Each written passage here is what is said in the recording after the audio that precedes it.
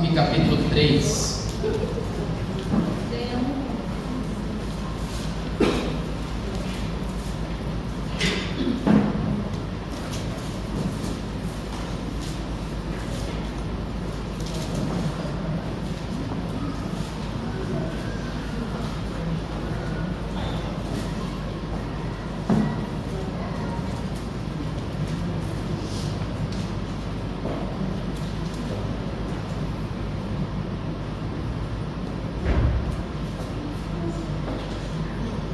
Hoje nós vamos estudar todo o capítulo 3, mas nesse momento nós vamos fazer a leitura dos 2 primeiros versículos do capítulo 3. Abacuque, capítulo 3, versículo 1 e 2. Amém? Amém. Diz assim a palavra do Senhor. Oração do profeta Abacuque sobre Sijonote, ou Shingayon, como diz lá em hebraico. Ouvi, Senhor, a tua palavra e temi. Aviva, ó Senhor, a tua obra no meio dos anos. No meio dos anos, faze-a conhecida. Na tua ira, lembra-te da tua misericórdia. Senhor, nós queremos te louvar. Nós queremos te louvar porque o seu Deus é justo, poderoso e misericordioso. Nós queremos te louvar, ó Pai, porque o Senhor é o Deus que cuida de nós em meio às tribulações. Senhor, nos ajuda a aceitarmos a tua palavra e a vivermos por meio dela. Em nome de Jesus, amém. Deixe sentar. Quero ver se vocês estão bem treinados nos últimos livros que nós expomos. Essa é a última mensagem do livro de Abacuque. Não estão bem treinados. Essa é a última mensagem do livro de Abacuque. Que pena, né? A palavra de Deus é preciosa. Nós devemos lamentar esse término de um estudo de livro. Então, que nós perseveremos dedicando-se ao estudo, amando a palavra do Senhor e, obviamente, cada vez mais sentindo prazer em instrução, sentindo prazer em conhecer a palavra do Senhor, sentindo prazer em saber qual é a vontade de Deus revelada para nós. Irmãos, hoje o título da nossa mensagem é o título da série que nós fizemos em Abacuque: Louvando em meio ao caos. Será que isso é possível? Antes de mais nada, antes de nós nos aprofundarmos no texto, eu gostaria de fazer uma pergunta para você e que você refletisse. Você se considera uma pessoa feliz? Se você se considera uma pessoa feliz, o que é que te faz feliz? Se você não se considera uma pessoa feliz, o que é que está faltando para que você seja feliz? Muitas pessoas falam que são felizes, outras tantas dizem que não são, e os motivos pelos quais elas dizem que são ou que não são felizes são dos mais variados. Acontece que o crente, ele entende a felicidade e a alegria como algo que pode ser alcançado independente da circunstância. E é justamente isso que o livro do profeta Abacuque nos ensina: que nós podemos ser capazes de louvar ao Senhor, se alegrar nele, independente do momento de tribulação que nós estejamos passando. Quando nós começamos a estudar esse livro, foi visto que o profeta Abacuque, no auge da sua dúvida de como é que Deus agiria para coibir todo aquele mal que se proliferava em Judá, ele faz sua queixa diretamente ao Senhor. Ele procura ao Senhor para fazer perguntas. Ele pergunta para o Senhor até quando, ele pergunta para o Senhor o porquê, ele está interessado em saber se o Senhor executará ou não aquilo que ele estabeleceu na sua lei, punindo as pessoas que estavam agindo de modo rebelde para com o Senhor, de modo distante da sua vontade. Abacuque queria que Judá voltasse para os caminhos do Senhor. Abacuque queria que a sua nação fosse uma nação santa, obediente, e não uma nação conhecida pela violência, pela corrupção, pela imoralidade, assim como estava sendo nos dias de Abacuque. Quando ele fala isso ao Senhor, demonstrando assim que ele tinha uma percepção de que o Senhor estava demorando demais em executar juízo sobre Judá, o Senhor demonstra que ele não estava demorando demais, estava preparando os caldeus para executar esse juízo. O Senhor estabelece que os caldeus eram uma nação má, perversa, uma nação que marcharia sobre toda a terra, fazendo grandes danos e estragos. Se Abacuque gritava violência, porque era aquilo que ele via no ambiente onde ele estava habitando, o Senhor disse que os caldeus trariam mais violência como punição à rebeldia do povo de Judá. Abacuque, ao escutar a resposta do Senhor, não consegue entender. Na cabeça dele não fazia sentido como é que Deus utilizaria os caldeus, essa nação perversa, essa nação sem piedade, para condenar aqueles que ele dizia ser não tão ruins quanto os caldeus. Mas só que o Senhor deixa claro para Abacuque, na sua segunda resposta, que os caldeus não ficariam impunes pelo mal que trariam sobre Judá, que eles também seriam responsabilizados pelas suas condutas erradas e pecaminosas. Abacuque, ao escutar tudo isso, entendendo que Deus é fiel, e aquilo que ele prometeu na lei em relação a Israel ele cumpriria, ele também cumpriria em relação aos caldeus. Abacuque, portanto, começa a tranquilizar o seu coração, não olhando para as circunstâncias, mas olhando para o Deus a quem ele servia, e aquilo que era a promessa desse Deus para ele. Abacuque, então, em meio ao caos, não tendo uma resposta que diria para ele: olha, nada de difícil vai acontecer mais, Abacuque, não se preocupe, as guerras vão acabar, não se preocupe, a violência vai subir, não se preocupe, Abacuque, vai ficar tudo bem como você quer. Mesmo não tendo sido essa a resposta que ele recebeu do Senhor, ele decidiu descansar em Deus, e para isso, demonstrar esse descanso que ele tinha em Deus, essa confiança que ele tinha em Deus, Abacuque escreve um salmo. Olha que maravilha. No versículo 1, o texto começa dizendo: oração do profeta Abacuque. Esse termo aí, dito oração, era o termo que normalmente encabeçava os salmos de lamento. Isso a gente pode ver no Salmo 19, no Salmo 90, no Salmo 102 e tantos outros salmos que começam com essa mesma descrição: oração de Davi, oração de Moisés e tantos outros salmistas. Abacuque, olhando para toda aquela circunstância, devotando as suas dúvidas ao Senhor, falando abertamente para o Senhor aquilo que ele não conseguia compreender e ouvindo atentamente a resposta do Senhor, ele, portanto, no final de tudo, decide louvá-lo. E ele não queria louvá-lo sozinho, ele queria que outras pessoas louvassem. Então ele prepara um salmo e ele dá instruções de como é que esse salmo deveria ser executado. No versículo 1 ainda diz que é uma oração do profeta Abacuque sobre Sijonote, ou como é no texto original, Shigaion. Isso era uma descrição de qual era a tonalidade, o modo como deveria ser cantado. E essa expressão aqui literalmente significa lamentação.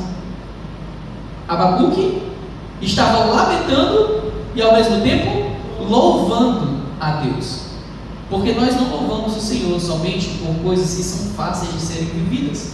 Nós também louvamos o Senhor nos meios das nossas tribulações, nos momentos de abatimento, nos momentos de grande tristeza, de perturbação.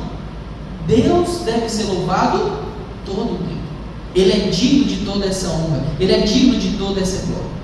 E quando ele vai iniciar esse salmo, ele diz no versículo 2: ouvi, Senhor, a tua palavra e temi.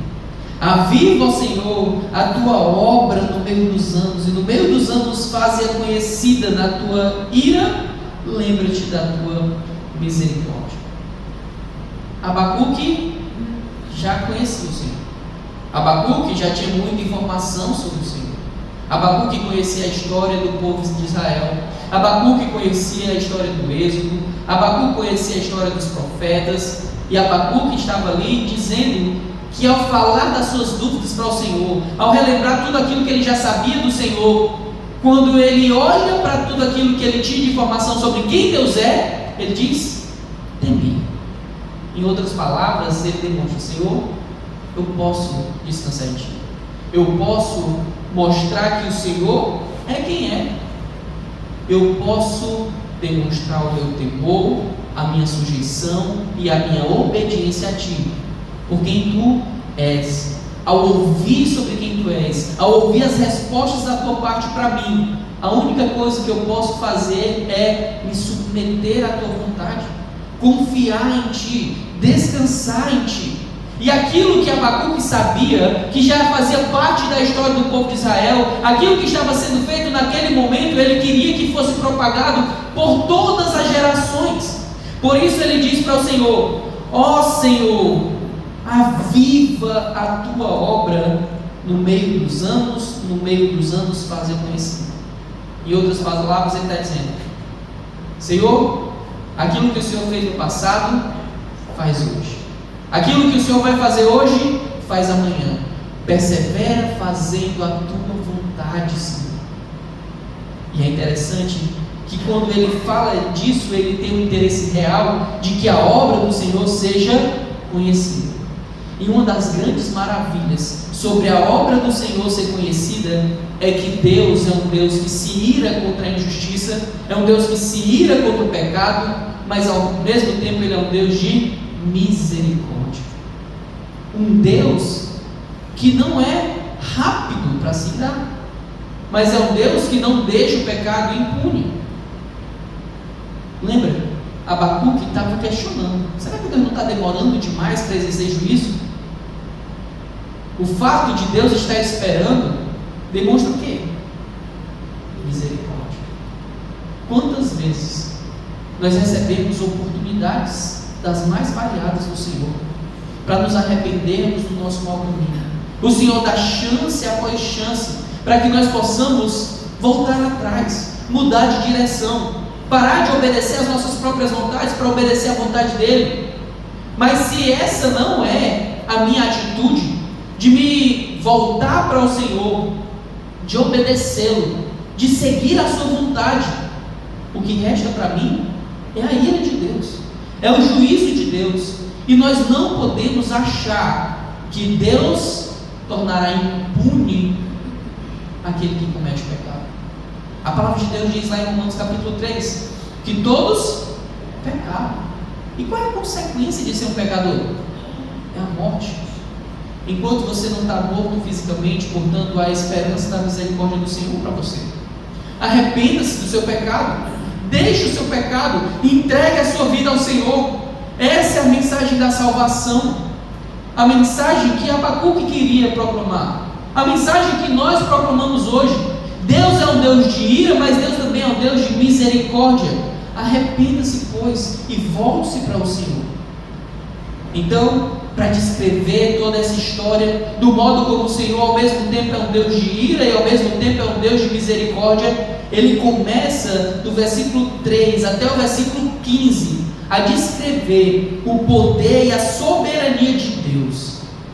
No versículo 3 até o versículo 7, ele vai descrever o poder e a soberania de Deus ao libertar o seu povo, na saída lá do êxodo. Olha só o que é dito aí nos versículos 3 a 7. Deus veio de Temã e do monte de Parã no santo, Selá.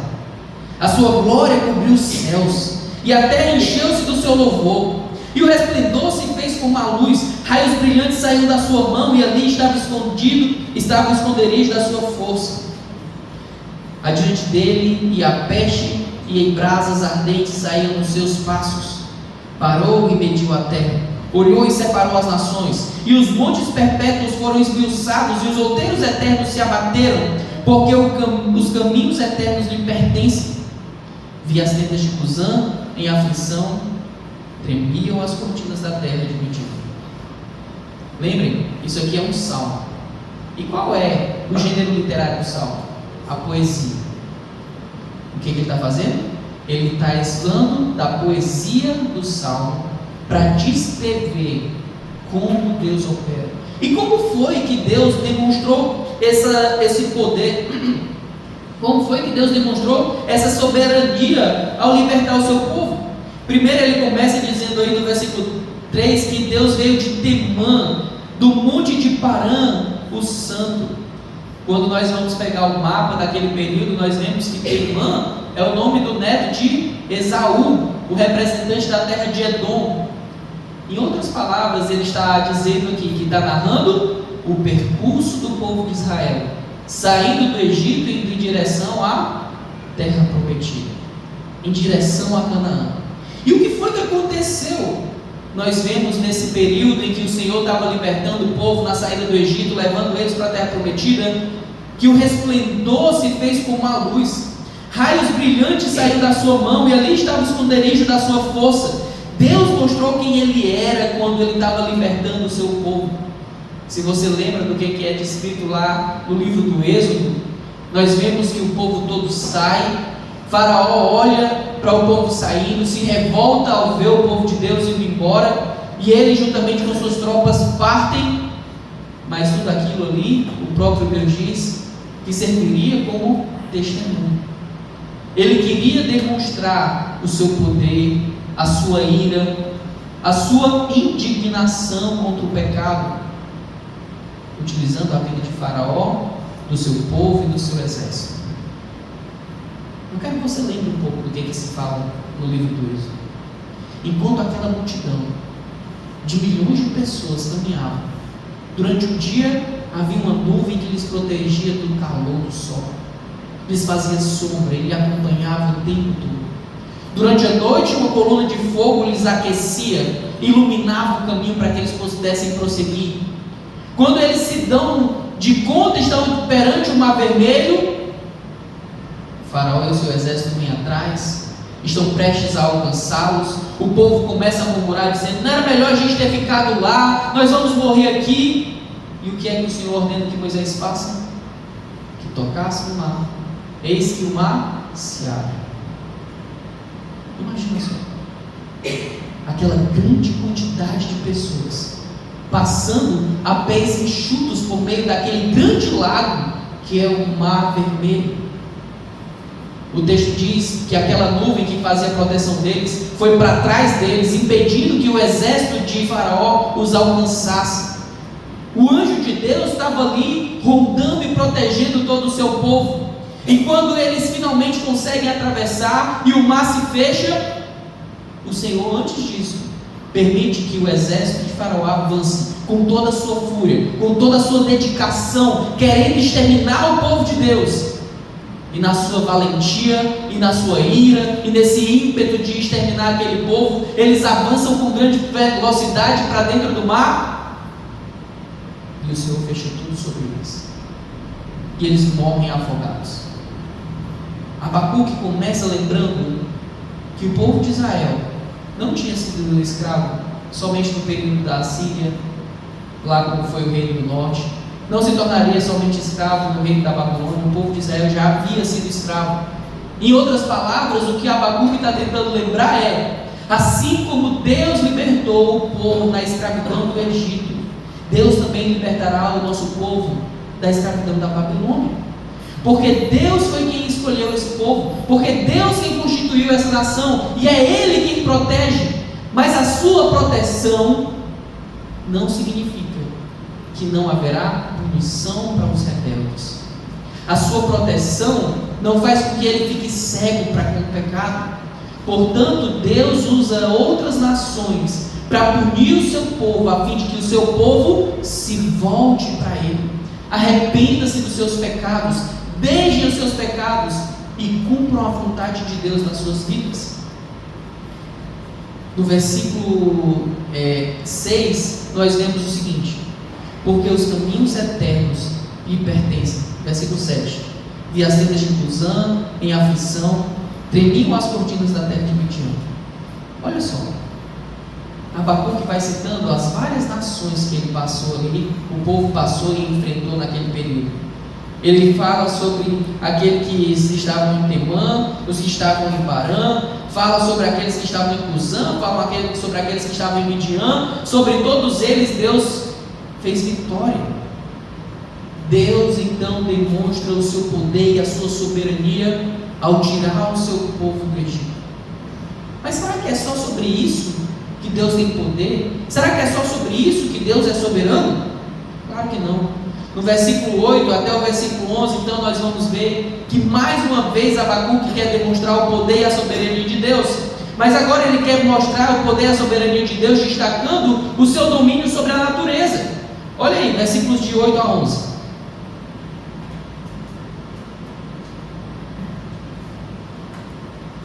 Acaso é contra os rios, Senhor, que estás irado? É contra os ribeiros a tua ira, ou contra o mar o teu furor? Visto que andas montado sobre os teus cavalos e os teus carros de salvação? Descoberto se movimentou o teu arco, os juramentos feitos às tribos foram uma palavra segura. Selá. Tu fendeste a terra com rios, os montes te viram e tremeram. A inundação das águas passou, o abismo deu a voz, levantou ao alto as suas mãos. O sol e a lua pararam nas suas moradas, andaram à luz das tuas flechas, ao resplendor do relâmpago da tua lança. Olha as coisas que Abacuque vai relembrando aqui. Primeiro, ele vai falar sobre o domínio, a soberania, o poder que Deus tem sobre os rios e mares. Quando a gente olha para aqui, aproveitando aqui a deixa do Êxodo, quando nós lemos o livro do Êxodo, nós vemos que Deus tem domínio sobre todas as coisas, inclusive os rios. Lembra Moisés? O homem que Deus usou para libertar o povo do cativeiro? O que tem a ver Moisés com rios? Naquela época, quando o faraó, vendo a nação prosperar, querendo destruir aquela nação, manda executar todos os meninos, todas as crianças. E o que eles fazem? Como era o modo de execução? Primeiro eles convocam as parteiras, isso não dá certo. Deus faz com que o povo se multiplique ainda mais, tenha ainda mais filhos, mesmo no meio do cativeiro. Eles começam a ter muitos e muitos filhos. As parteiras são honradas pelo Senhor por elas não cumprirem as ordens do rei. Depois eles utilizam, o faraó manda que o seu próprio povo, o povo egípcio, servisse de fiscal. Se eles soubessem que algum menino nasceu ali, eles seriam os responsáveis por pegar aquela criança e jogar lá no Rio Nilo. Eu expliquei para vocês que o Rio Nilo é conhecido pelos seus dois grandes representantes animais, os crocodilos e os hipopótamos. E é naquele rio ali que uma criança indefesa de apenas 3 meses de idade não teria como sobreviver se não fosse a ação soberana do Senhor, que Moisés é colocado naquele rio e é preservado naquele rio. Ele é encontrado pela filha de Faraó, ele se torna ali um membro da família real, recebe a instrução que lhe era devida e Deus utiliza ele para a glória do próprio Deus. Será que tem outras coisas que a gente lembra de rios? Lembra um outro rio famoso que é citado também na saída do povo do Egito? Rio Jordão. Rio Jordão, que é um importante rio e citado também no Novo Testamento em várias outras ocasiões. Não foi só o Mar Vermelho, aquele grande lago que foi aberto. O Rio Jordão também foi. O Senhor domina sobre os rios. E de modo aqui poético, o que ele fala? Abacuque diz: Senhor, acaso é contra os rios que estás irado? Por que essa expressão? Acaso é contra os rios que o Senhor está irado? Porque o Senhor estava o tempo todo partindo os rios no meio. O Senhor está irado contra os rios? É isso que o Senhor está fazendo? Não. Ele sabia que aquilo que ele estava fazendo era a demonstração da salvação para o povo de Deus. Tanto ao abrir o Mar Vermelho, quanto ao abrir o Rio Jordão, quanto ao preservar Moisés vivo dentro daquele rio, do Rio Nilo. Em todas essas coisas, Deus demonstra o seu poder e a sua soberania. Mas ele não fala somente dos rios. Ele vai citar depois os montes. Olha aí no versículo 10. Os montes te viram e tremeram. A inundação das águas passou, o abismo deu a sua voz, levantou ao alto as suas mãos. Os montes te viram e tremeram. Quando Moisés subiu ao monte do Senhor, o Monte Sinai lá, né? Onde ele recebeu do Senhor as tábuas da lei, ficava claro e evidente que o Senhor estava presente, conversando com Moisés naquele monte. O Senhor delimita o local para que ninguém tivesse acesso àquele monte, porque todo aquele que acessasse ao monte sem permissão seria morto imediatamente. Deus faz montes e destrói montes. Deus domina sobre todas as coisas. Não é diferente com o que ele fez com o dilúvio. No texto 10, no versículo 10 ele diz: a inundação das águas passou. E na inundação das águas, o que é que nós vimos? Só destruição? Salvação. Uma família foi preservada. E quem é que foi preservado ali? Aqueles que temiam ao Senhor, aqueles que serviriam de perpetuidade, com obediência ao Senhor. Lembra do que Abacuque pede para o Senhor? Volta aí, só para você entender melhor o que Abacuque está fazendo aqui na sua poesia. Lá no versículo 2, no final, ele diz: na tua ira, lembra-te da tua misericórdia. É isso que ele está narrando o tempo todo. A ira e a misericórdia do Senhor caminhando lado a lado. Ao mesmo tempo que o povo estava preso lá no Egito, agora ele vai e liberta o povo. Quando o povo começa a murmurar, o Senhor vai lá e dá água, dá codornizes, dá o maná. Quando o dilúvio veio, não foi só o juízo que foi demonstrado, foi também a misericórdia de Deus. Do mesmo jeito, Deus controlou o sol e a lua, como lá no caso de Josué. Em meio àquela batalha, era necessário que o dia tivesse mais horas. Então o Senhor, dono de todo o céu, de toda a terra, de todo o universo, aquele que criou e sustenta todas essas coisas, disse: para aí, permaneçam nas suas moradas, céu e terra, sol e lua. Em todas essas coisas, Deus demonstra o seu poder.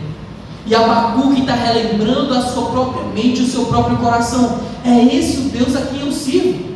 Um Deus que sim, se ira contra o pecado, mas também um Deus que executa misericórdia. Um Deus que é soberano em poder, que usa da sua força, que usa da sua capacidade destrutiva, também como um instrumento de salvação. Abacuque estava fortalecendo a sua mente, fortalecendo o seu coração com aquilo que não era oriundo da sua própria mente e do seu coração, era oriundo do que o próprio Deus havia se revelado. E Abacuque faz aqui, descrevendo nessa poesia, algo que nós deveríamos fazer. Ao invés de tomar suposições sobre Deus, eu devo ir para a palavra de Deus e lembrar quem realmente Deus é. Eu não devo criar significados diferentes sobre o que Deus diz, colocando as minhas palavras no lugar. Um exemplo claro dos nossos dias é as palavras mais comuns talvez na boca de descrentes que querem nos repreender por algo é: olha, mas Deus é amor. Não é isso? A gente não escuta com certa frequência pessoas falando isso: Deus é amor. Mas só que na cabeça delas, o amor que elas têm na cabeça e no coração delas é diferente do amor que Deus estabelece. Na cabeça delas, amor significa permitir que elas façam tudo o que elas querem. Ah, me deixa ser feliz. Deus é amor. Verdade, Deus é amor. E é justamente porque Ele é um Pai amoroso que Ele não permite que os seus filhos andem de qualquer jeito. Ele estabelece o caminho pelo qual eles devem andar. Ele estabelece o modo como eles devem viver. E isso é o amor dele para com o seu povo. Amar não significa dizer que você não vai ser disciplinado. Amar não significa dizer que você não vai ser exortado. Amar é a correção intencional para o seu crescimento e aperfeiçoamento. Um pai que não ama o seu filho, ele deixa o seu filho sobre as suas próprias vontades. Um filho que se controla a si mesmo, a palavra de Deus diz que envergonha seu pai, envergonha sua mãe. Por que isso? Simples. Deus colocou a nós pais para orientarmos os nossos filhos, porque eles não têm sabedoria. Do mesmo modo como nós não temos sabedoria e nós mesmos precisamos do auxílio do nosso Pai, que nos ama e diz o que nós devemos fazer. Portanto, Abacuque estava alimentando a sua mente e o seu coração com aquilo que Deus tinha revelado sobre si mesmo, e não aquilo que ele poderia imaginar. E percebam, Abacuque tinha dúvidas sobre quem Deus era. Em que sentido? Será que Deus não está demorando demais? Será que Deus não já deveria ter agido? Ele tinha dúvidas, mas diferente daqueles que não têm uma verdadeira disposição de se submeter ao Senhor, todas as vezes que Abacuque perguntava algo do Senhor, fazia alguma queixa ao Senhor, ele se dispunha a escutar a resposta do Senhor e aceitar a resposta do Senhor. Por isso ele pôde descansar, por isso ele pôde confiar, por isso na cabeça de Abacuque fez sentido que mesmo em meio à tribulação ele pudesse louvar ao Senhor. Será que foi um tempo fácil? O tempo que Moisés viveu lá tirando o povo do Egito? Não. Mas foi um tempo de bênção? Sim. Será que foi fácil para Noé viver no tempo em que viveu? Não. Mas foi um tempo de bênção? Sim. Será que foi fácil para Josué viver no tempo em que viveu, enfrentar o que enfrentou? Não. Mas será que teve sim a constatação de bênção naquele período? Sim. Porque o que determina ser bênção do Senhor não é somente quando eu tenho na minha vida coisas agradáveis. Bênção da parte de Deus significa benefício. E a palavra de Deus diz que a bondade dele é demonstrada por meio de me fazer mais parecido com o seu filho. Portanto, quando nós lemos lá em Romanos capítulo 8, versículo 28 e 29, que diz que todas as coisas cooperam para o bem daqueles que amam a Deus, daqueles que são chamados segundo o seu propósito, o que ele estabelece como bem? Uma vida tranquila, sem incômodos, uma vida sem tribulações, é isso que ele estabelece como bem? E que todas as coisas vão cooperar para que você não enfrente nenhum tipo de obstáculo, é isso? Não. Que todas as coisas, tanto os tempos de fartura quanto os tempos de escassez, tanto os tempos de segurança quanto os tempos de insegurança, tanto os tempos de alegria quanto os tempos de dor, tudo isso funciona para o meu aperfeiçoamento, para que eu caminhe do modo como Deus quer e não do modo como eu quero. E isso só pode ser feito na dependência do Senhor, irmãos. E era isso que Abacuque estava deixando claro. Abacuque, ele queria demonstrar a sua profunda disposição de confiar no Senhor. Mas assim como o Senhor era soberano e poderoso sobre a retirada do povo do Egito, assim como o Senhor era poderoso e soberano sobre a natureza, o Senhor também era poderoso sobre do versículo 12 até o versículo 15, demonstra o poder de Deus sobre as nações que eles precisaram enfrentar. Olha aí, do versículo 12 até o versículo 15. Com indignação, marchastes pela terra, com ira, trilhastes os gentios. Tu saístes para a salvação do teu povo, para a salvação do teu ungido. Tu feristes a cabeça da casa do ímpio, descobrindo o alicerce até o pescoço. Tu traspassaste com as tuas próprias lanças a cabeça das suas vilas. Eles me acometeram tempestuosos para me espalharem. Alegravam-se como se estivessem para devorar o pobre em segredo. Tu, com os teus cavalos, marchaste pelo mar, pela massa de grandes águas. Agora, Abacuque mais uma vez olha para o passado e usa os verbos no passado sobre a ação de Deus, lembrando que tanto Deus trilhar os gentios, e em algumas versões vai ter aí pisar, né? Porque trilhar e pisar eram a afirmação de uma mesma coisa, de uma mesma prática. Quando eles recolhiam o trigo, eles precisavam separar o grão. Então o que eles faziam? Ou eles passavam com um trilho, tipo uma espécie de trenó que ia esmiuçando toda a palha e retirando os grãos, ou então eles pisavam e esmiuçavam, separando a palha dos grãos. E o que Abacuque diz? Deus, foi isso que o Senhor fez com os gentios. E quando o Senhor fez isso, o que o Senhor estava fazendo? No versículo 13, o Senhor estava saindo em defesa, o Senhor estava saindo para a salvação do teu povo, para a salvação do teu ungido. E olha como é interessante, nesse momento, mostrando o seu poder e soberania sobre essas nações, o Senhor fere a cabeça. Por que ele cita a cabeça? Jesus é o que nós, da igreja? A cabeça. Quando o Abacuque então fala da cabeça aqui, ele está falando das lideranças. O Senhor destituiu aqueles que se vangloriavam no seu próprio poder, achando que eles poderiam se sustentar dessa maneira. Deus tirou eles de lá, demonstrando que Ele sim é poderoso sobre todas as coisas. Ele sim tem domínio sobre tudo e todos. Abacuque então descansa em saber que quando Deus acha o momento adequado, quando Deus estabelece esse momento, ele sai em defesa do seu povo e ele faz o que é necessário ser feito. No versículo 15, ele diz aí que, versículo 14, perdão, tu traspassaste com as tuas próprias lanças a cabeça das suas vilas. Eles me acometeram tempestuoso para me espalharem. Alegravam-se como se tivessem para devorar o pobre em segredo. O que Abacuque via, o que ele presenciava, eram cenas lastimáveis. Mas ele sabia e confiava que Deus, assim como fez no passado, faria novamente. Mas então chega o versículo 16, e do versículo 16 em diante, a conclusão que Abacuque chega é a conclusão que nós devemos chegar com esse livro. É o grande ensinamento do livro de Abacuque.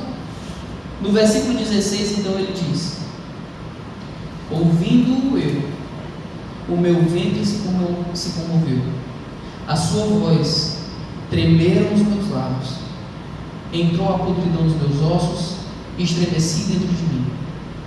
No dia da angústia descansarei, quando subir contra o povo que invadirá com suas tropas. Olha só, Abacuque diz agora diretamente para o Senhor: Senhor, quando eu ouvi a tua resposta, eu me entreguei todinho. Senhor, quando eu ouvi a tua resposta, eu realmente tive a sensação de que as minhas entranhas estavam todas se retorcendo, aquele frio na barriga, os joelhos vacilantes, os meus ossos pareciam que estavam todos podres. Mas olha o que ele diz no final do versículo: no dia da angústia descansarei. Que angústia era essa que Abacuque estava falando? Deus disse que enviaria alguém, não é? Quem é que ele enviaria? Os caldeus. Quando os caldeus viessem, a situação de Judá ia melhorar ou piorar? Ia piorar. Abacuque queria que Deus resolvesse a situação, e Deus diz: eu vou resolver ela, eu vou mandar os caldeus. Quando ele escuta aquela resposta, Abacuque diz: olha, meu ventre, as minhas entranhas se contorceram, os meus lábios estavam tremendo. Sabe quando você fica nervoso desse jeito? Quando as suas pernas parecem que não vão lhe sustentar? Mas mesmo nesse momento que o Senhor fala para Abacuque o seu plano, Abacuque então chega à convicta e necessária afirmação que todos nós deveríamos ter: no dia da angústia descansarei. Os caldeus vão vir, e eu sei que eles vão vir porque o Senhor é fiel nas suas promessas. Quando os caldeus vierem, eu acredito no que o Senhor falou. Os caldeus são uma nação má, perversa, sem piedade. Eu acredito que o Senhor falou que eles trarão mais violência. Mas nesse dia, no dia da angústia, eu descansarei, quando subir contra o povo que invadirás com as suas tropas. Abacuque estaria disposto a descansar tanto com a invasão, quanto também quando Deus fizesse juízo sobre os caldeus. Em todos esses momentos, Abacuque então diz: eu estarei aqui, descansando, confiando. É difícil fazer afirmações como essa que Abacuque fez. Dizer: Senhor, eu vou descansar no dia da tribulação. Quantos de nós somos ansiosos? Ansiedade é um pecado que todos nós devemos combater. E é difícil. E por que é tão difícil combater a ansiedade? Porque nós pensamos que podemos ter controle em alguma coisa. Mas quanto mais a gente luta, chega um grande momento que a gente chega à constatação óbvia que Deus já falou. Não adianta eu querer fazer tudo na minha força, porque eu não sou capaz de fazer nada se o Senhor não permitir. Portanto, resta ao Filho de Deus, resta aquele que teme a Deus, combater a ansiedade com a dependência, com o descanso, dizendo: Senhor, eu estou aqui me tremendo todinho, Senhor, minha barriga está toda revirada, Mas quer saber, Senhor? Eu confio no Senhor. Faz a tua vontade. O Senhor sabe o que é melhor para mim. Eu confio nisso. E eu quero viver isso. Abacuque tinha essa convicção. E portanto, essa convicção leva ele a falar, talvez uma das coisas mais maravilhosas e desafiadoras que um ser humano pode falar. No versículo 17 e 18 ele vai dizer o seguinte: porque ainda que a figueira não floresça, nem haja fruto na vide, ainda que decepcione o produto da oliveira, e os campos não produzam mantimentos, ainda que as ovelhas da malhada sejam arrebatadas, e nos currais não haja gado, todavia eu me alegrarei no Senhor, exultarei no Deus da minha salvação. Percebe a profundidade da confiança de Abacuque no Senhor? Vocês percebem o que Abacuque começou a falar? Ele está falando, ainda que eu perca tudo o que eu tenho. Aquela era a sociedade agrícola. A videira produz a uva, não ia ter mais. Quando ele olha lá para a oliveira, que produz o azeite, a azeitona, não ia ter mais. Quando ele for lá para os campos olhar o mantimento, os grãos que eles produziam para a sua alimentação, não ia ter mais. Ainda que as ovelhas não estivessem mais lá para fornecer lã, fornecer leite, ainda que nada disso tivesse, ele diz confiantemente: todavia eu me alegrarei no Senhor, exultarei no Deus da minha salvação. Abacuque sabia que a disciplina que Deus estava mandando sobre os rebeldes de Judá não cairiam somente sobre os rebeldes de Judá. Eu estava pensando esses dias, né? O Hamas tem feito atrocidades ali em Israel. E Israel, obviamente, está se defendendo de maneira adequada. Mas só que, infelizmente, no meio daqueles que estão lá, usando o terror como instrumento de opressão, existem pessoas que não são do Hamas. E elas acabam sofrendo por isso. Inocentes morrem em Israel, inocentes morrem em Gaza. Abacuque sabia que quando o Senhor enviasse os caldeus, não seriam somente os rebeldes que iriam ser punidos. Não seria somente os rebeldes que teriam as suas plantações, os seus animais afetados. Ele sabia que todos da terra sofreriam as consequências. A diferença é o modo como rebelde e o modo como fiel olham para essa situação. Será que nós fazemos como Abacuque faz? Quem não tem a Deus se desespera e lamenta o modo como Deus permite que a sociedade esteja indo, o modo como o Senhor permite que as autoridades decidam as coisas. Eles lamentam e se desesperam. Por isso, tão avidamente, eles acham que podem mudar o seu futuro e o seu presente por meio da escolha de políticos, achando que eles têm o domínio final sobre todas as coisas. E a verdade é que não tem. Não tem. A palavra de Deus diz que Deus é quem institui os governantes. Quando o Bolsonaro chegou ao poder, Deus foi quem constituiu. Quando Lula chegou ao poder, Deus quem constituiu. Porque se o Senhor não constituir aquela liderança ali, ele não teria o domínio sobre todas as coisas. Isso quer dizer que Bolsonaro é um grande representante do Senhor, um homem de Deus, é? Não. Isso quer dizer que Lula é um grande representante do Senhor, um homem de Deus? Não.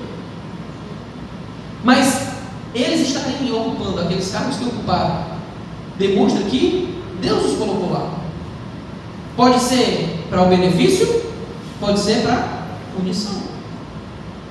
No caso aqui, Deus estava mandando os caldeus para melhorar a agricultura, para melhorar o modo como eles manejavam os animais. Era para isso que Deus estava mandando os caldeus? Não. Deus estava mandando os caldeus para dominar sobre aquela terra e para punir a terra pela sua rebeldia. Você precisa entender, nos momentos de crise do nosso país, Deus não perdeu o controle. Nos momentos de crise que um país possa enfrentar, os crentes deveriam refletir sobre como eles estão olhando para o domínio soberano do Senhor. Você está desesperado? Está desesperado como é que está a inflação? Você está desesperado se vai ter o que comer, o que vestir? Você está desesperado como é que vai pagar seu aluguel? Sabe qual é o nome disso? Ansiedade. E o que Jesus lá em Mateus capítulo 6 diz sobre a ansiedade? Não andeis ansiosos por coisa alguma. E a prova de que os crentes até mesmo pararam de confiar no Senhor são as desculpas das mais variadas para não constituir família, não casar e não ter filhos. Ah, pastor, vai casar tão novo assim, esse menino? Rapaz, ele nem tem uma casa própria ainda, ele nem tem um carro. Rapaz, só ganha um salário mínimo, como é que vai sustentar, pastor? Do mesmo jeito com os filhos. Meu Deus, a gente não pode botar a menina nesse mundo, não. Olha como o mundo está ruim, olha como o mundo está difícil. Como é, pastor, que a gente vai sustentar essas crianças? Sabe o que é isso?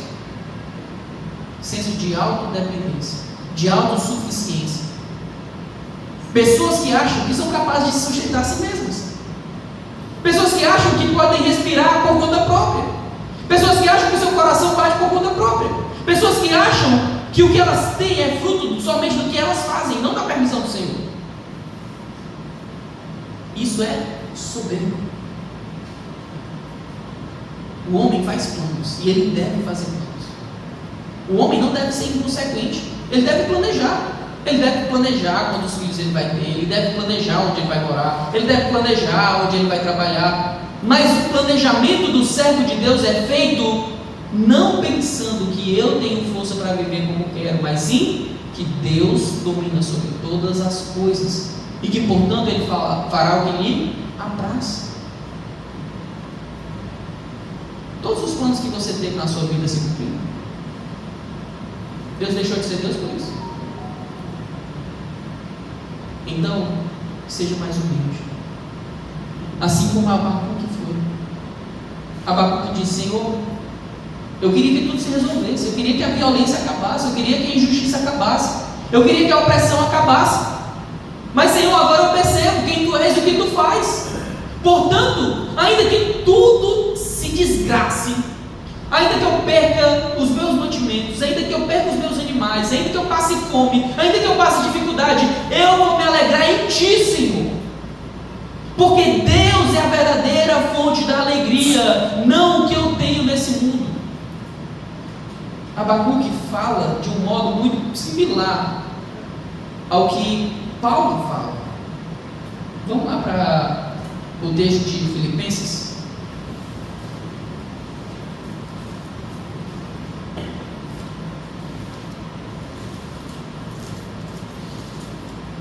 O irmão abra aí no texto de Filipenses capítulo 4, versículo 13. E outro irmão, por gentileza, no texto de Atos capítulo 16, versículo 22 até o 25.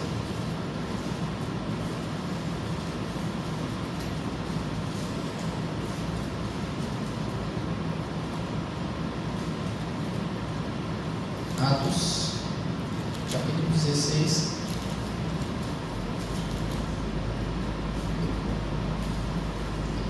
versículos 22 a 25, diz assim: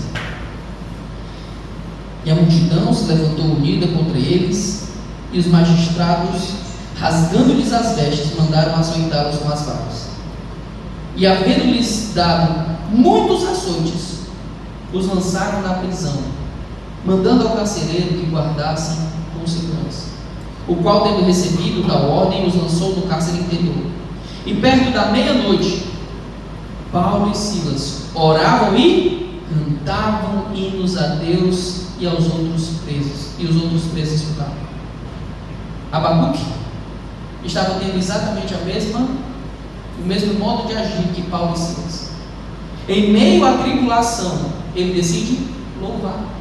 Em meio à tribulação e à injustiça, ele decide render louvores àquele que merece toda a honra e toda a glória. Lembra qual é o contexto aqui de Atos capítulo 16? Paulo estava pregando o evangelho. Tinha uma menina endemoniada que estava seguindo eles o tempo todo. Esse demônio era fonte de grande lucro para os senhores daquela menina, porque ele fazia adivinhações. E o que aconteceu? Chega uma hora que Paulo expulsa aquele demônio. Eles ficam indignados, mandam prender e açoitar, sendo que Paulo era um cidadão romano e Silas também. Eles não poderiam ser açoitados antes do processo legal acontecer.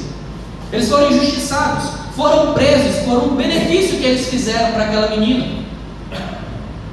Em meio de toda essa injustiça, o que eles fizeram? Oraram e louvaram ao Senhor.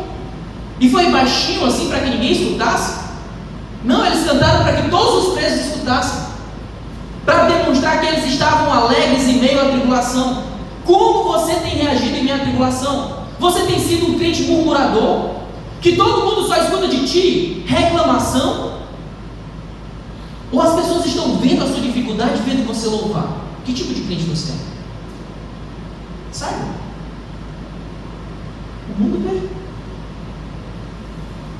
Você acha que as pessoas não veem o seu sofrimento? Elas veem. Elas podem não se importar, mas elas veem.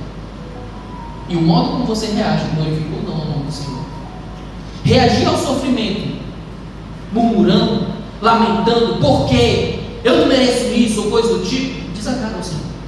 Mas agir como Paulo, Silas e Abacuque glorifica ao Senhor. Senhor, ainda que eu perca tudo, ainda que eu não tenha nada, eu vou me alegrar em Ti. O Senhor me deu o que precisa, o Senhor me deu a salvação, o Senhor é o Deus da minha salvação, eu preciso de mais o quê? Mas isso é uma luta tremenda. Isso é algo que precisa ser vivido não só na teoria, tem que ser vivido realmente na prática. Lá no versículo 19, deixa aberto em Filipenses, quem abriu, mas deixa marcado aí no texto de Abacuque, no versículo 19, olha o que é dito. O Senhor Deus é a minha força, e fará os meus pés como os das servas, e fará andar sobre as minhas alturas. E aí ele dá a instrução final sobre esse hino para o cantor mor sobre os meus instrumentos de corda. Lá em Filipenses, capítulo 4, versículo 13, olha o que é dito. Vamos lá.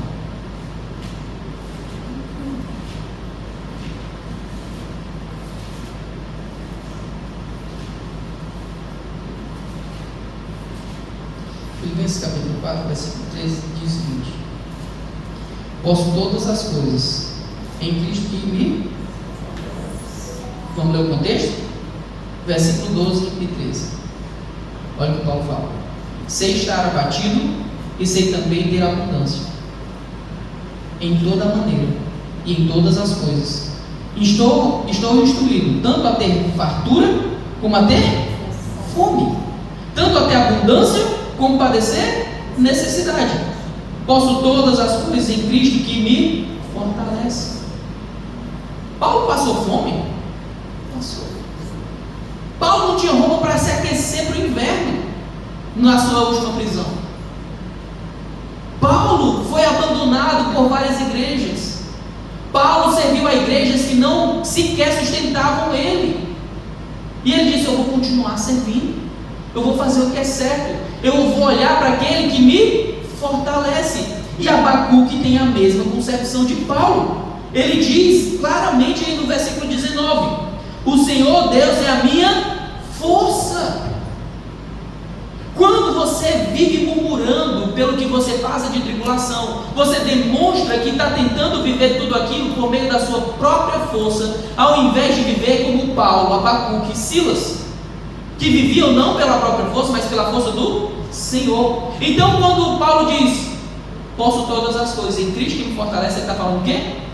Eu posso enfrentar a abundância e posso enfrentar a escassez. Eu posso estar de bucho cheio, como eu posso estar passando fome. Eu posso viver tudo isso porque Cristo me fortalece. E aqui eu quero fazer um lembrete muito importante sobre o que nós aprendemos no texto de Abacuque. O texto de Abacuque, o próprio Deus ensina uma grande lição para nós, que Abacuque deixa claro que Deus ensinou a ele e que ele está disposto a viver dessa maneira. Olha o que é dito no capítulo 2, no versículo 4 de Abacuque. O final do versículo diz: o justo, pela sua fé, viverá. O que Abacuque estava dizendo aí ao falar essas coisas no versículo 17, 18 e 19? Senhor, eu não preciso ver a minha mesa cheia para te louvar. Senhor, eu não preciso ver o meu aprisco cheio de animais para te louvar. Senhor, eu não preciso olhar para o meu pomar e ver tudo bem verdinho, frutificando para te louvar. Senhor, o Senhor é tudo que eu preciso. Senhor, o Senhor é aquilo que eu tenho de mais precioso. Senhor, o Senhor é a minha força. O justo pela sua fé viverá. Nós vivemos não pelo que nós vemos, nós vivemos pelo que nós sabemos de Deus e nós acreditamos de Deus. Por isso nós nos mantemos fiéis independente da circunstância. Como você tem testemunhado a sua fé diante dos homens? Como as pessoas conhecem você? Uma pessoa que se alegra em meio à tribulação? Uma pessoa que pragueja durante a tribulação? Como você tem vivido? Você tem dito que o Senhor é a tua força? O Senhor tem dito que o Senhor é a tua alegria? O Senhor tem dito que ainda que tudo dê errado, você continuará se alegrando nele? Você tem louvado o Senhor no meio dos momentos difíceis? É isso que você tem feito?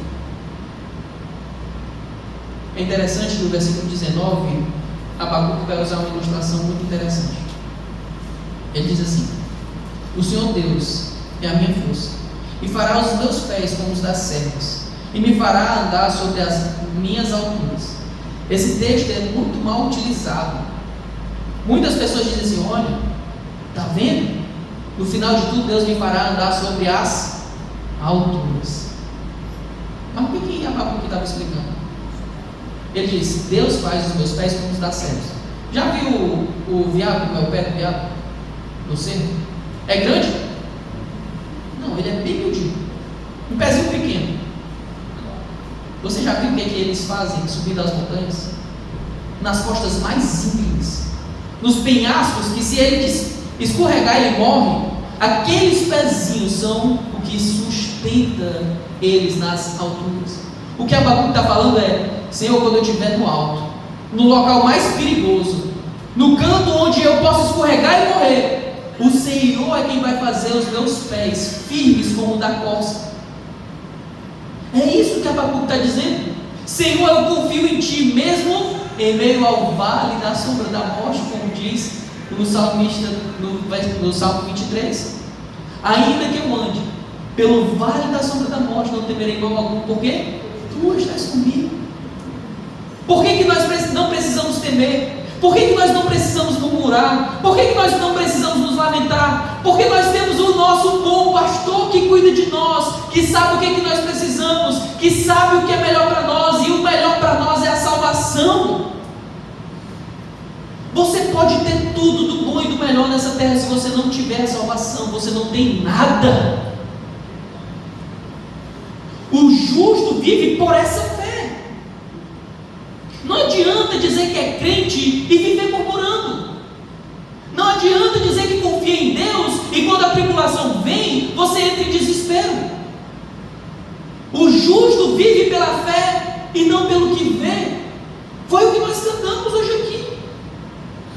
Não olha as circunstâncias, olha o teu amor, teu grande amor. Ainda que a relva não floresça, ou que a vide não dê o seu fruto, ainda que os montes lancem-se ao mal, que a terra trema, eu hei de confiar. Será que o que eu canto para o Senhor realmente diz respeito àquilo que eu vivo para o Senhor? O justo vive pela fé. O justo não vive pelo que ele vê. O justo vive por quem Deus é, e é por isso que ele pode louvar em meio ao caos. Não é puxando sardinha para o lado do meu pai não, mas pensa no homem que louvava em meio ao caos. Quando veio o diagnóstico de câncer, ele ficou tranquilo. Quando descobriram que o câncer não tinha tratamento, com radioterapia e quimioterapia, ele ficou tranquilo. Quando ele decidiu parar com os tratamentos paliativos, as tentativas em vão, ele ficou tranquilo. Quando o câncer chegou no pulmão e começou a tirar o seu fôlego e ele pediu para ser sedado porque ele não suportava a falta de ar, todo o espaçamento entre aquelas sedações, era comum a gente ver sorriso no rosto dele. Não foram poucas as pessoas que viram ele dizer que estava perto do encontro dele com o Senhor. Sabe o que é isso? Não viver por vista, viver por fé. Você tem vivido por fé? Você tem vivido confiando em quem Deus é? Você tem dependido da força do Senhor? Ou você tem dependido de você mesmo? Deus nos sustenta, irmãos. Ser sustentado pelo Senhor não significa dizer não enfrentarmos tribulações. Ser sustentado pelo Senhor não significa dizer estar isento de perseguição. Ser sustentado pelo Senhor não significa dizer não passar fome. Ser sustentado pelo Senhor não significa dizer termos uma vida sem qualquer tipo de empecilho.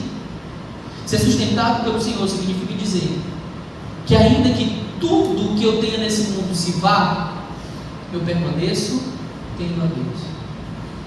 E tendo a Deus, eu tenho tudo o que eu preciso. Será que você confia nisso? Será que essa é a sua fé? Nós estamos sendo observados. Como está sendo o nosso testemunho? Como estamos demonstrando a fé que temos para o Senhor? Nós estamos demonstrando por meio da ansiedade ou da dependência? Nós estamos demonstrando por meio da alegria ou da murmuração? Nós precisamos avançar, fazer o que Deus quer.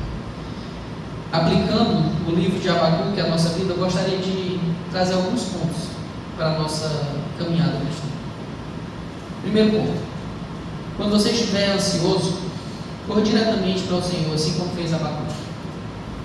Quando Abacuque viu toda a desgraça que estava acontecendo em Judá, ele correu para o Senhor. Ele foi orar. Ele foi pedir sabedoria. Quando ele perguntava, ele disse lá no final do capítulo, no começo do capítulo 2, olha, Senhor, eu vou subir na minha torre de vigia, vou ficar atento para ver qual é a resposta que o Senhor vai me dar. Ele não fazia de ouvido de mercador, ele não virava as costas para a resposta do Senhor. Ele estava interessado em conhecer melhor o Senhor e seguir da maneira adequada. Então, quando você estiver passando por momentos de dificuldade, quando você estiver preocupado com o que vai acontecer, corra para o Senhor. É isso que fala lá em Filipenses capítulo 4, versículo 6, se eu não me engano. Que nós devemos levar tudo aos pés do Senhor em oração. Faça isso. Segunda coisa: descanse nas promessas de Deus. Ele é fiel e não vai falhar em cumpri-las. Abacuque sabia que Deus havia dito que o povo quando o povo se rebelasse, ele traria juízo sobre o povo. Por isso ele foi perguntado: Senhor, o que está acontecendo? O Senhor não vai fazer não? Mas quando Deus foi respondendo a Abacuque, ele foi lembrando das promessas de Deus. E ele foi lembrando de como Deus é fiel no cumprimento dessas promessas. Por isso ele pôde descansar. Você também pode descansar. No começo dessa mensagem eu perguntei se você é feliz. E eu perguntei: se você é feliz, o que te faz feliz? E se você não é, o que é que te falta para ser? Se você tem a Cristo, você deve ser feliz.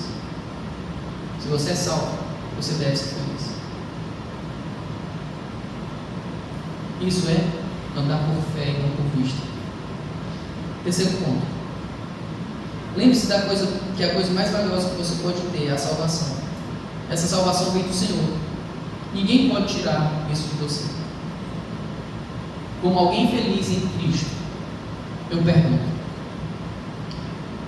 se você ficar desabrigado, várias pessoas no sul do país ficaram desabrigadas recentemente, né? Com as enchentes. perderam todos os seus bens, perderam até mesmo os seus empregos, porque as empresas onde trabalhavam foram por água abaixo. Se você perdesse tudo que tem, você ainda louvaria ao Senhor? Mas responda, não com teoria, responda do modo como você vive hoje. Averigue isso no seu coração. Quando você tem alguma perda, você louva ao Senhor e descansa dele, ou você pragueja, murmura. Quarto ponto, a sua alegria não depende da circunstância em que você vive, mas em quem e para quem você vive. Nós podemos dizer e cantar o que cantamos hoje, que eu não olho as circunstâncias, que eu olho o amor de Deus. Eu posso cantar isso, mas isso não deve ser somente uma música para mim. Isso deve ser uma oração, e isso deve ser a minha vida. O justo, pela sua fé, viverá. Irmãos, eu quero dizer para vocês que eu amo muito vocês, que meu interesse como pastor é que vocês cresçam. Meu interesse é que a nossa igreja entenda o que nós temos de mais para Deus. Eu tenho planos, vocês têm planos. Nós queremos ver os nossos planos executados. Mas quando o Senhor diz não para os nossos planos, que nós possamos reagir da maneira adequada, que nós possamos continuar louvando, que nós possamos nos alegrar dele. Não sejamos homens de duplo ânimo, como nós vemos Tiago falar. Se o pobre fica rico, glorie-se nisso. E se o rico fica pobre, glorie-se nisso da mesma maneira. Porque nós temos a Deus, e ter a Deus é o que importa. Ter a Deus é a certeza de termos a fonte de toda a força que nós precisamos, para como a corça, ter os nossos pés firmados nos locais mais altos e perigosos onde nós podemos caminhar, sabendo que Ele fará o que é necessário para nos sustentar, não pelo que nós vemos, mas pela fé. O justo vive pela fé, e nós podemos louvar em meio ao nosso. Amém? Amém. Senhor, nos ajuda, Pai. Nós somos falhos. Quantas vezes nós murmuramos, Senhor? Quantas vezes nós achamos que os teus planos não são tão bons quanto os nossos? Nos ajuda a darmos bom testemunho. Nos ajuda a glorificarmos o teu nome de uma maneira que as pessoas percebam que a paz que vem de ti excede todo entendimento. Eu clamo a ti, Pai.